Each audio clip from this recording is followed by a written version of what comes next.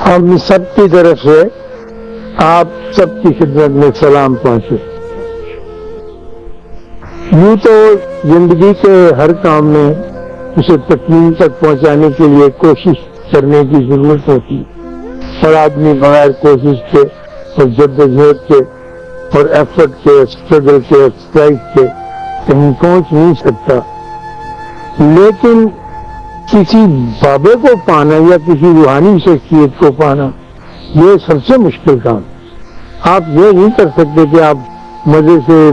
پلنگ میں بیٹھے ہوکا پیتے رہیں اور کوئی بابا چل کے آپ کے خدمت میں حاضر ہو جائے۔ اس کے لیے آپ کو کچھ محنت، کچھ کوشش کرنی پڑے گی، کچھ آرزو رکھنی پڑے گی،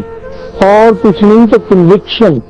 ایک تمنا رکھنی پڑے۔ تمنا ہو تو پھر پھول کھلتا ہے، ورنہ اس کے بغیر ہوتا نہیں ہے۔ مجھ سے اکثر لوگ یہی پوچھتے ہیں کہ فاق صاحب کی بابے کا ٹیلی فون نمبر بتائیں گا یا اس کا موبائل ہمیں دے دیں۔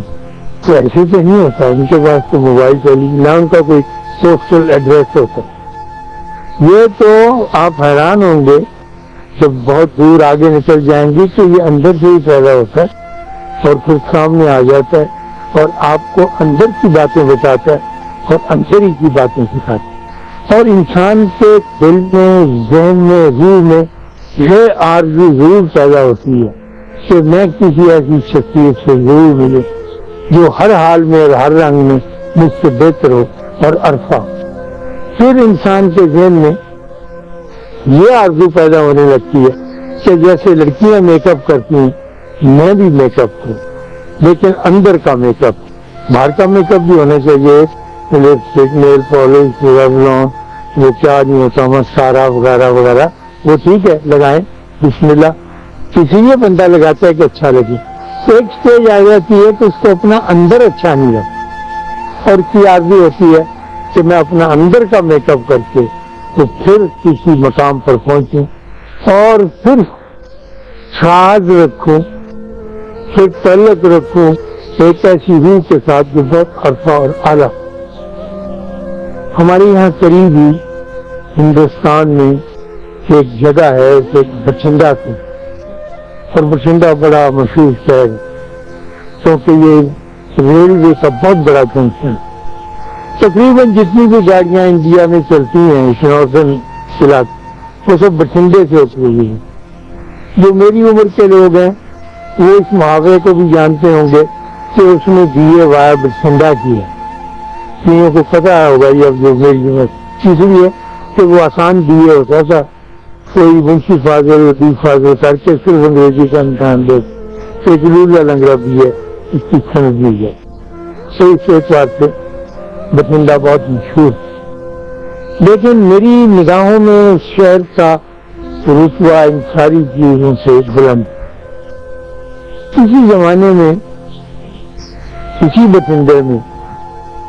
ریت کے میدان میں یہ قلعہ ہوا کر شام کو نوجوان اکٹھے ہوتے اور اپنی اس زمانے کی بہت دیر کی بات کر رہا ہوں کھیلیں کھیلتے اور لت گھماتے تھے، کھیتی کرتے تھے، گتا کھیلتے تھے، اپنا بلم پیچدار جو لگتی ہے ڈانگ کے ساتھ اس سے کھیل سکتے، اور تھک ہار کے ایسی جوان کھیلیں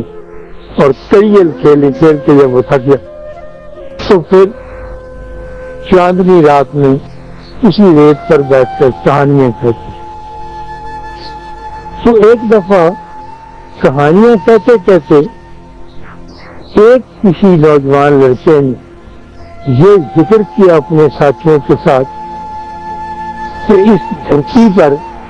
ایک اوتار آیا ہے اور ہمیں پتہ نہیں ہے کہ وہ اوتار کہاں ہے، لیکن میرے باپو کہتے تھے کہ ایک اوتار آیا ہے دور کسی علاقے میں۔ تو ایک ان کا ساتھی تھا رتن ناتھ، اس نے کہا تجھے جگہ کا پتہ نہیں؟ اس نے کہا جگہ کا مجھے پتہ نہیں، لیکن یہ بات دنیا والے جان گئے کہ اوتار تشریف لایا اس دھرتی پر۔ اس کے دل میں اب یہ خود بد شروع ہوگی کہ یہ کون سا علاقہ ہے اور کدھر جو ہے یہ اتارا ہے، اور میری زندگی میں یہ کتنی خوش قسمتی کی بات ہوگی، کتنا لکی آدمی تھا کہ اس کی زندگی میں ایک اوتار تشریف لایا اور اس سے ملا نہ جائے، یہ تو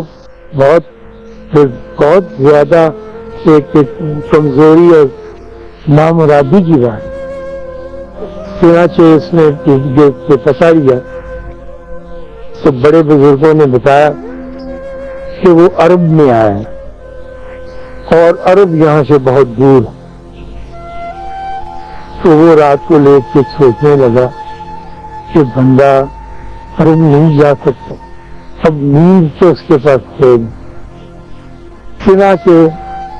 اس کا تہیہ جیسا جس سمجھ لیتا پکا ہو گیا اور پختہ ہو گیا، اس نے بات ہی نہیں کی، اس نے کوئی اعلان ہی نہیں کیا ریڈیو پر، کوئی کتاب رسالہ نہیں پڑھا، بلکہ اپنے دل کے اندر اس دیوتا کا روپ اتار لیا کہ میں نے اس کی خدمت میں ضرور حاضر ہوں اور میں نے یہ لکی آدمی بننا ہے۔ چنانچہ اس نے ایک ڈانگ بھی بڑی مضبوط موٹی، اس کو تیل پلایا، اس کو کوکے لگائے،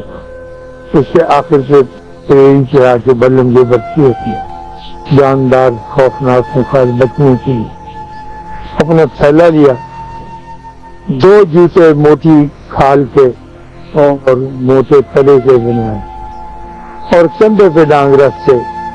وہ چل پڑا اور چلتا گیا خاتون ہوتا ہے، چلتا گیا، راستہ پوچھتا گیا اور لوگ اسے بتاتے گئے کہ یہ نے سے مہمان بھی رکھا ہوگا، اب ہمارے پاس اس کا کوئی ہسٹری معلوم نہیں، اور کس راستے سے غالباً ایران ہی کے راستے سے گیا۔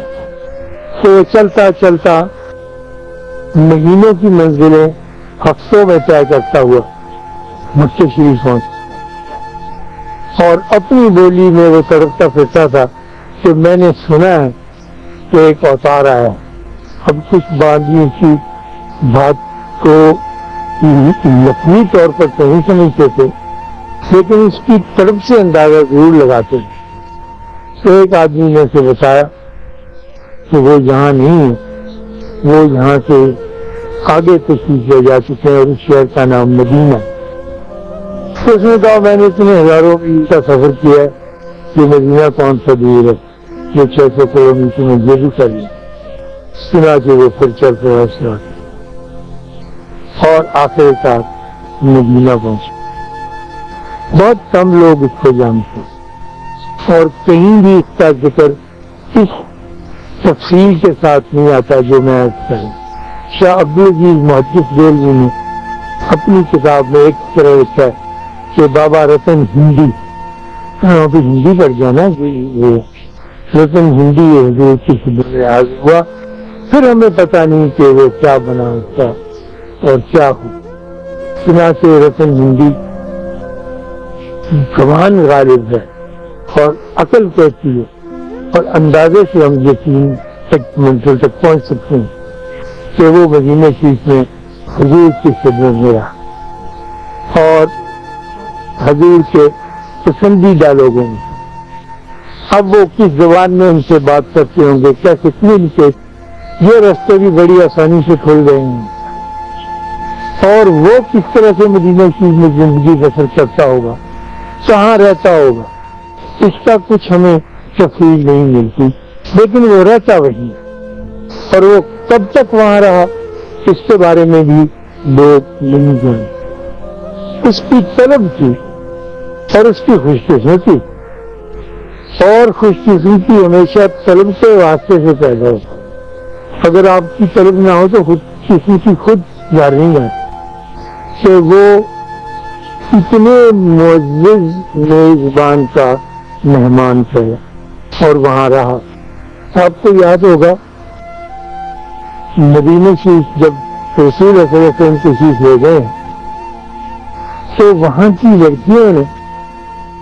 ایک اونچے ٹیلے پہ کھڑے ہو کر دف پر گانا شروع کر دیا تھا، بدر کہ چاند کدھر سے چڑھا، خوشبو لوگ تھے اور روشنی ہوگی یہ میرے جیسے میں۔ تو خواتین حضرات، میں سوچتا ہوں ایک فکشن رائٹر کے حوالے سے کہ اس وقت پہ ایسا محکمہ پبلک سروس مشن کا نہیں ہوگا، اس وقت کوئی فوک لور کا ادارہ بھی نہیں ہوگا، اس وقت کوئی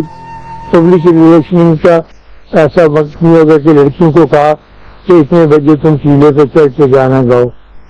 خوشی ایسا نہیں ہے. وہ کون سی خوشی نصیب لڑکی ہوگی، میں ایک رائٹر کے طور پر جس نے اپنے گھر والوں سے یہ ذکر سنا ہوگا رات کو برتن مانجتے ہوئے یا لکڑیاں بجھاتے ہوئے کہ رسول اللہ تشریف لا گئے، اور اندازہ ہے کہ عنقریب پہنچ جائیں گے،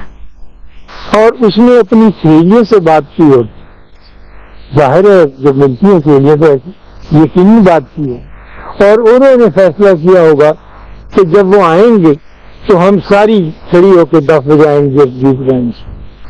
اب جب ان کے آنے کا وقت قریب آیا ہوگا تو کسی